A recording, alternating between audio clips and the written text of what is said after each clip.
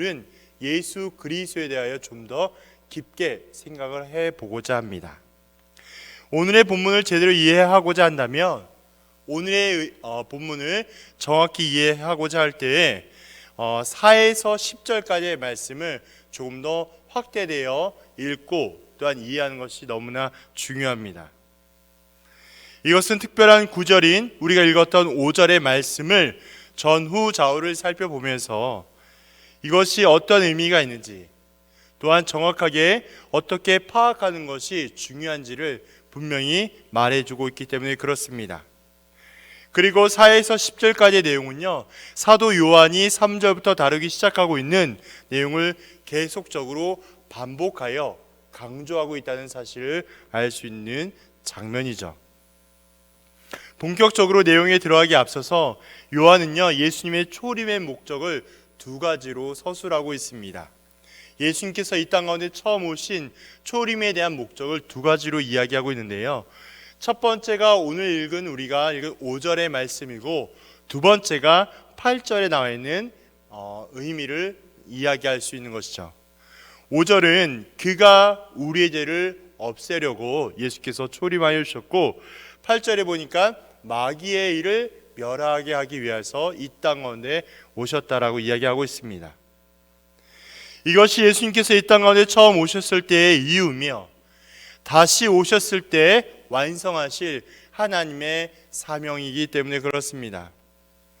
이미 우리 가운데 오셨지만 아직 완성되지 않는 하나님의 나라, 예수님께서는 이 땅에 오신 이유와 다시 오실 이유가 바로 거기에 있음을 우리는 기억해야 합니다. 자, 이것이 제가 처음에 말씀드렸던 성탄과 어떠한 연관, 의미가 있겠습니까? 예수님께서 초림하신 내용과 목적, 그리고 이 성탄의 의미가 어떠한 연관이 있을까요? 우리는 이러한 상황 가운데 몇 가지 질문을 할 수 있어야 합니다. 첫째는 왜 하나님의 아들께서 이 땅에 꼭 오셔야만 했는지, 왜 하늘의 보좌를 모두 버리고 이 땅에 낮고 천한 자의 모습으로 오셔야만 했는지, 왜 처음 30년간을 그와 같은 모습으로 보내셔야 했는지, 예수님의 삶과 가르침, 행한 모든 이적은 우리 모두에게 어떠한 교훈과 뜻이 있는지, 무엇보다도 세상에서 가장 극악한 처형인 십자가에서 모든 고통과 아픔을 겪으면서까지 왜 죽으셔야만 했는지, 그리고 땅에 묻히셨다가 다시 살아나셔서 제자들에게 보이며 하늘로 승천하신 분명한 이유가 무엇인지를 우리는 물어보며 질문할 수 있어야 합니다. 이 모든 질문들을 이 무슨 내용으로 설명하며 대답할 수 있겠습니까? 또한 이 모든 내용들이 성탄과 어떠한 연관과 의미가 있을까요? 이 모든 질문에 사도 요한은 이렇게 요한복음을 통하여 답변하고 있습니다. 14장 9절이에요. 예수께서 이르시되 빌립아, 내가 이렇게 오래 너희와 함께 있을 때 내가 나를 알지 못하느냐? 나를 본 자는 아버지를 보았거늘 어찌하여 아버지를 보이라 하느냐? 1장 18절이요. 본래 하나님을 본 사람이 없으되 아버지 품속에 있는 독생하신 하나님이 나타내셨느니라. 아멘. 나와 있는 말씀처럼 무슨 말씀에 의미가 있을까요? 어떠한 뜻일까요? 예수님께서 이 땅에 오신 목적이 일부이긴 하지만 그것이 이 땅에 오신 전부 유일한 목적과 뜻이 아니라는 거예요. 너무 내용이 아리송하죠? 조금 더 풀어서 설명을 드릴게요. 물론 예수님의 가르침, 예수님의 말씀은요, 세상의 어떤 지혜와 지식보다 더욱더 비교할 수 없는 가장 탁월한 진리이며 지혜이며 말씀이십니다. 그러나 그럼에도 불구하고 예수님께서 이 땅 가운데 오신 것은 하나님의 말씀을 가르치시기 위하여 오신 것이 아니라는 거예요. 더불어 예수님께서 보여주신 삶의 모습은요, 어떠했을까요?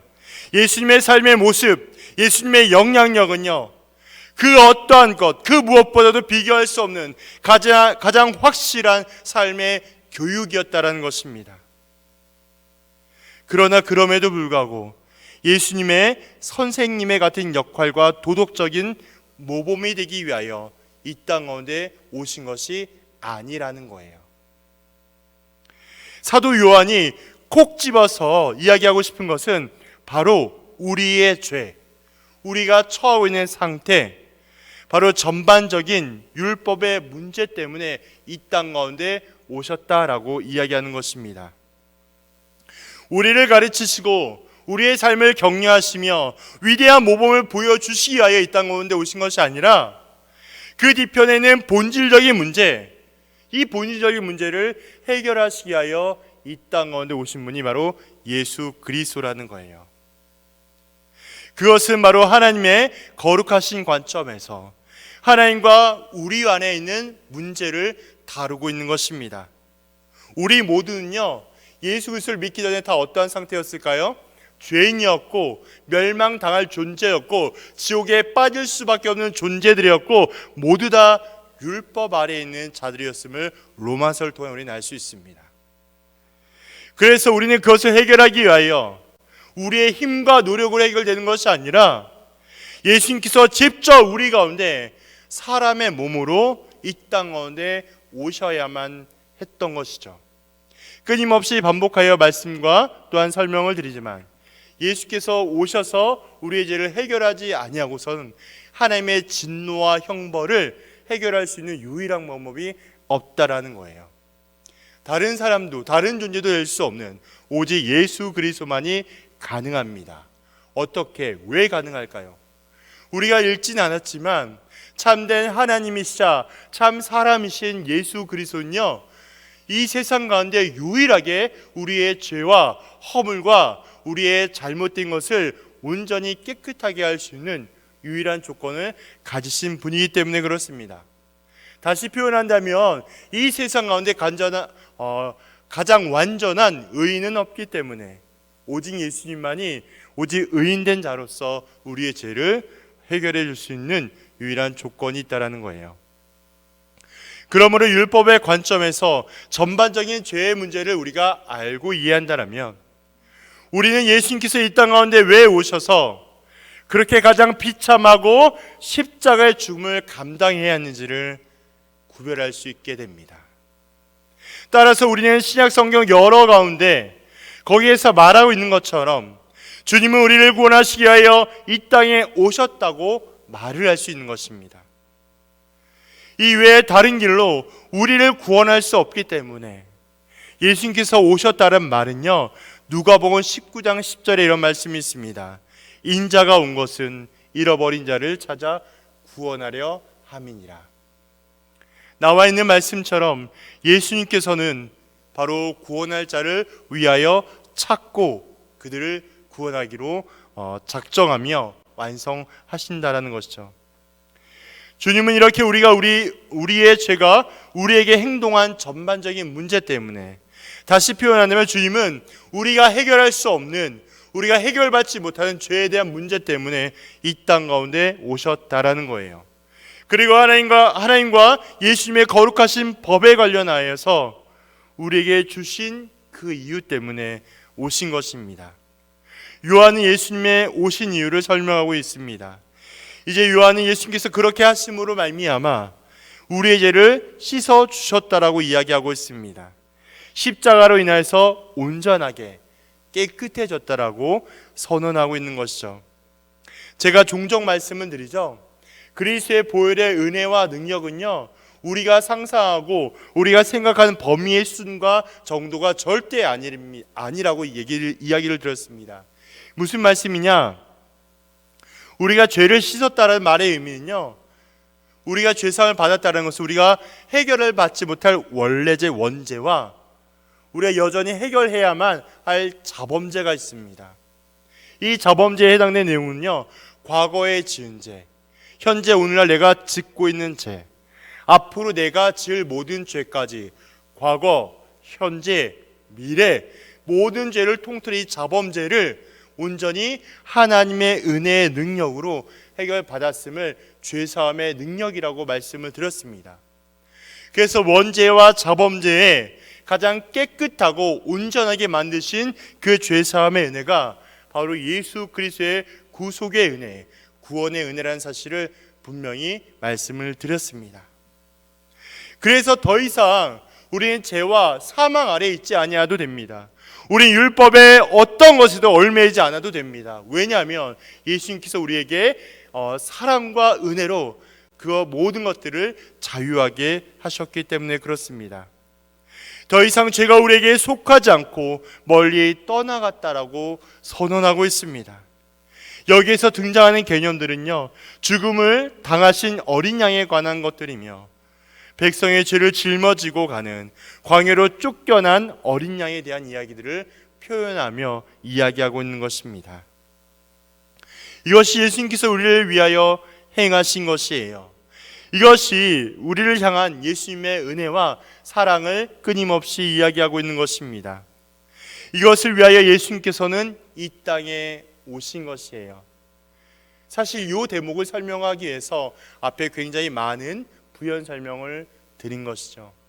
우리가 성탄을 맞이하며 주님 앞에 다시 한번 구원의 은혜와 감격을, 그 기쁨을 기억하게 될 때에 단지 우리에게 주고 있는 어떠한 즐거움과 기쁨에 중요한 것이 아니라 하나님께서 우리를 얼마나 사랑하시는지, 우리의 그 사랑을 예수 그리스도를 통하여서 확증하여 주셨고, 확증된 사건이 성육신하여, 바로 예수님께서 이 땅 가운데 오신 것을 성육신 사건이라고 이야기합니다. 성육신하여서 그리스도의 십자가의 사역을 시작하며 완성에 이르게 하는 하나님의 놀라운 구원의 계획이 있음을 의미하고 있기 때문입니다. 이것이 성탄을 맞이하며 우리가 그리스도 중심적, 성경 중심적인 사고를 가지고 주님을 향한 우리의 마음이 되어야 해요. 그래서 성탄의 주일을 맞이할 때도 우리가 기쁨과 즐거움뿐만이 아니라 늘 주님을 묵상하고 십자가를 기억하고 부활의 소망함을 잊지 않으며 살아가야 할 우리의 이유와 뜻이 되고 있기 때문에 그렇습니다. 이렇게 예수님의 성육신적인 의미와 행함들이 바로 여기에 나와 있는 것처럼 우리 이 전반적인 예수님께서 오신 이유와 목적이 되고 있습니다. 대신 죄를 용서하는 것 때문에 예수님께서는 골고다의 언덕을 오르셔야만 했고, 이것을 위하여서 십자가의 못을 박히셔야만 했습니다. 그렇게 예수님께서는요, 저와 여러분들의 죄악을 온전하게 감당해 내신 것이죠. 요한은 조금 더 구체적으로 표현하고 있습니다. 예수님에 대하여 가장 완전하고 순결하며 거룩하신 분이라고 이야기합니다. 그분이 바로 예수님이라고 설명하고 있는 것이죠. 그것이 5절 하반절이에요.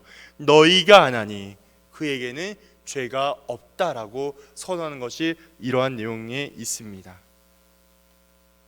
나를 대신하여서 죄를 해결해야 한다는 것은요, 먼저 죄를 해결할 그 사람, 그 존재가 죄가 없어야지만 가능합니다. 내가 하나님 앞에 죄와 흠이 있는데 누구를 대신하여 죄를 해결할 수 없을 뿐더러 자신의 죄를 해결하는 것이 더 중요하기 때문에 누군가의 죄를 해결할 수가 없습니다. 자신이 뭔가 죄와 흠이 있다면 누군가의 죄를 대속할 수 없다라는 이야기입니다. 가장 거룩하고 존귀하며 영광스러운 존재 예수 그리스도, 그분은요 참 사람임이자 참 하나님이신 예수님이라는 것이죠. 가장 독특한 출생을 통하여서 우리의 유일한 독생자가 되어 주셨습니다. 한번 설명을 드렸죠. 예수님께서 태어나신 과정은요, 우리의 일반적인 어떤 과정과 삶을 통해 태어나지 아니하셨고요. 이 독생자라는 실제 원어의 의미도 성령으로 잉태되어서 동정녀 마리아를 통해 성령으로 잉태가 되어서 원죄의 그 전가를 끊고 가장 완벽한 의인으로 태어난 자가 바로 독특한 출생을 가진 예수 그리스도라는 거예요. 이렇게 가장 완벽하신 하나님이자 가장 온전하신 사람인 예수님만이 우리의 유일한 구원자, 우리의 독생자가 되어 주신다는 사실을 제가 예전에도 말씀을 드렸습니다. 그렇게 독생자이신 예수님께서 가장 참된 사람이자 하나님이신 그분께서 우리를 위하여, 이렇게 우리의 죄를 위하여 이 땅 가운데 오신 것이 바로 성탄을 준비하며 맞이하는 우리의 마음과 모습이 되어야 할 것입니다. 예수님이야말로 유일하게 우리의 죄를 구원하실 분이며 가장 완전한 제사함의 능력을 갖춘 분이라고 말씀을 드릴 수 있습니다. 그러한 예수님께서 다른 이유도 아니고 오직 저와 여러분들을 위하여 이 땅 가운데 오셨습니다. 어떻게 오셨을까요? 가장 낮고 천한 자의 모습과 자리로 오셨어요. 동물의 먹이통에 오셨고요. 그분의 일생의 삶이 어떠했을까요? 그분이 주목을 받았을까요? 그분이 높임을 받았을까요? 우리 청년들이 너무나 잘 알고 있는 것처럼 신약 성경 전반을 살펴보면 예수님의 삶은 세상적인 관점으로 볼 때에 녹록하지 않았습니다. 유대 사회에서 개, 돼지 취급받는 세상에서 환멸하는 자들을 찾아가 주셨고 그들의 친구가 되어 주셨고 그들의 아픔을 위로하며 병든 자를 치료하고 병든 자의 친구가 되어 주신 분이 바로 예수님이라는 거예요. 그분은 그뿐만이 아니라 말씀을 통하여 교회를 세우시고 하나님의 나라의 사역과 사명을 감당하시고 더 많은 이들에게 십자가의 복음을 전파하시면서 하나님의 사역과 사명을 감당하신 분이 예수님입니다. 그리고 예수님의 마지막 사역의 끝은 어디냐? 바로 하나님께서 계획하신 죽음과 부활하심으로 하나님의 구원의 계획을 온전하게 확실하고 분명하게 완성해 내셨습니다. 그분이 우리가 믿고 따르고 있는 예수 그리스도입니다. 그분 외에는 우리가 구원받고 우리가 은혜 받을 수 있는 다른 방법이 없습니다. 오직 예수님만이 우리에게 참된 능력이자 진리가 되어주고 있기 때문에 그렇습니다. 하나님의 놀라운 구원 계획을 죽기까지 복종하며 완성하시기 위하여 이 땅 가운데 오셨습니다. 그것이 진짜 성탄을 발견하며 거룩하고 경건한 성탄을 준비 맞이하는 우리의 모습이 되어야 하겠습니다. 매년마다 때가 되면 우리의 마음이 다른 곳에 있고 다른 부분에 우리가 빠져드는 것이 아니라 잠깐이라도 5분만이라도 십자가를 기억해 주세요. 십자가를 기억하면 그리스도 앞에서 나는 낮아질 수밖에 없습니다. 그리고 그리스도를 기억하면 내가 은혜가 절대적인 필요한 존재임을 고백하게 되고요. 은혜를 통하여서 하나님 앞에 기쁨과 감사함으로 나아갈 수밖에 없는 연약한 자임을 고백하게 됩니다. 제가 끊임없이 말씀을 드리죠. 우리는 주님의 은혜가 아니고서는 한순간도 살아갈 수 없는 가장 약한 존재, 주님만이 절대적으로 필요한 존재가 바로 우리라는 사실을 기억해 주시기를 부탁을 드려요. 이제 다음 주에는 주님의 탄생을 통해서 이 성육신 사건을 통해서 하나님께서 우리에게 어떻게 일하고 계신지를 조금 더 구체적으로 살펴보기를 원합니다. 진짜 성탄은요, 우리에게 있지 않고요, 진짜 성탄은 주님께 있습니다. 주님에게 초점을 맞추고 예수님에게 다시 한번 방향을 들고 우리의 허물과 교만함을 사람들은 다 모를 수 있지만 주님께 맞춤으로 말미암아 성령 충만한 우리 청년부가 되기를 주님의 이름으로 간절히 부탁을 드립니다. 주의 영광 이곳에 가득해 우린